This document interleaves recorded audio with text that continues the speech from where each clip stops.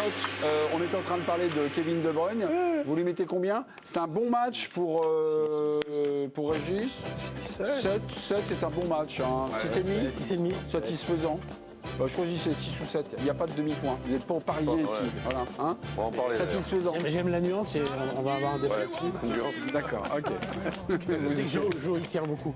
On peut enchaîner, on a parlé du match de De Bruyne. Vous prenez le contrôle, chers téléspectateurs. On peut enchaîner, vous pouvez nous mettre un autre joueur, s'il vous plaît, mes amis. Allez-y. On l'affiche, on va s'adapter. S'il y a des MVP à l'envers, Bernardo Silva, c'est pas mal. On n'en a pas ou pas? Eh ben voilà, les Biquet. Haaland. Haaland. Ça, il y a un débat. C'est 3, c'est un mauvais match. 2, très mauvais.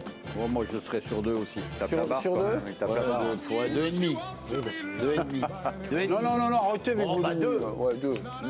Même s'il y a la tête sur la barre. Ouais, là, est-ce que dans ce genre de match, entre le football de City et le profil d'Haaland, là, il y a un truc il y a un divorce, quoi. Il y a un truc qui... Un divorce, c'est aussi acté au match aller. Hein. Oui, voilà. C'est-à-dire que dans les grands matchs, il y a toujours ce problème, parce que l'année dernière, ils vont en finale, ils la gagnent, ils la méritent, il est quand même un peu transparent.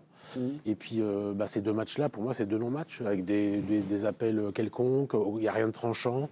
Pour moi, c'est une présence lourde dans la surface, qui ne sert pas à grand-chose. Il y a une tête sur la barre, oui, tu as le droit de temps en temps, quand tu es attaquant, de faire une tête sur la barre.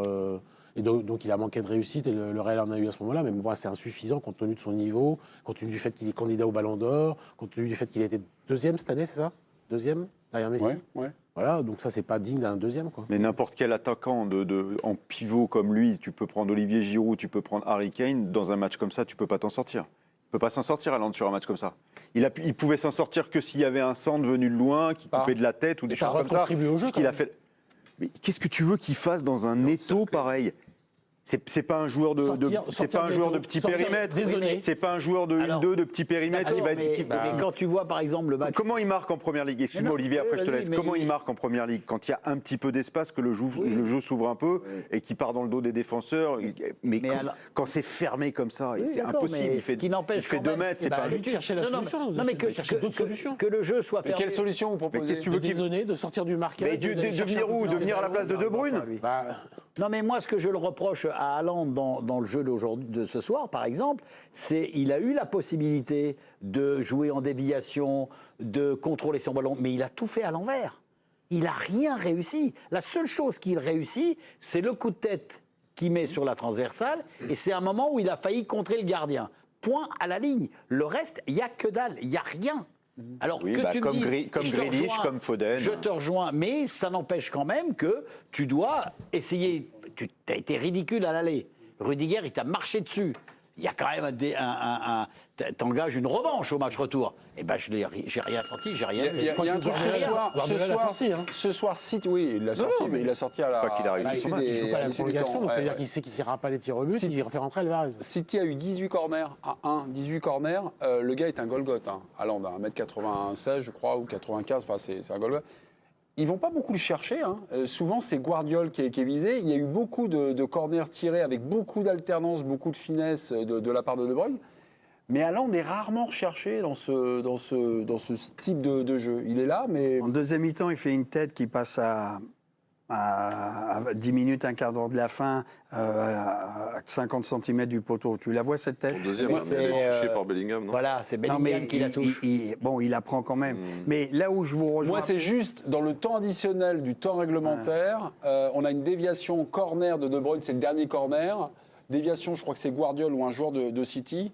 Et là, le pauvre Haaland la récupère, mais il prend, c'est une reprise de la hanche qui vient lober Lounine et lober aussi... non, il y a une occasion énorme où City pouvait prendre, on a parlé avec Olivier, c'est le centre hors trait où Foden rate le ballon, la reprise de volée. Il est à 7-8 mètres. Et elle sur le centre de Silva, qui était à gauche. Elle rebondit sur l'autre pied, il la rate. Là, il la frappe, c'est dedans. Mais moi, pour revenir à Haaland, là où je ne vous suis pas à 100%, il a été mauvais.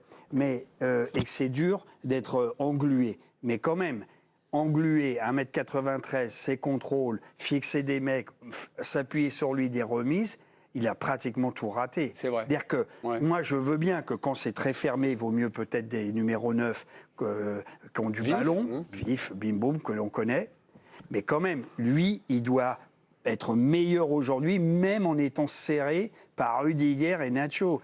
On doit pouvoir s'appuyer sur lui. Alors, Alva, sinon, et depuis un mois, il est critiqué en Angleterre. Oui. Il se fait dézinguer par les anciens internationaux qui aujourd'hui disent que on se pose la question, est-il compatible?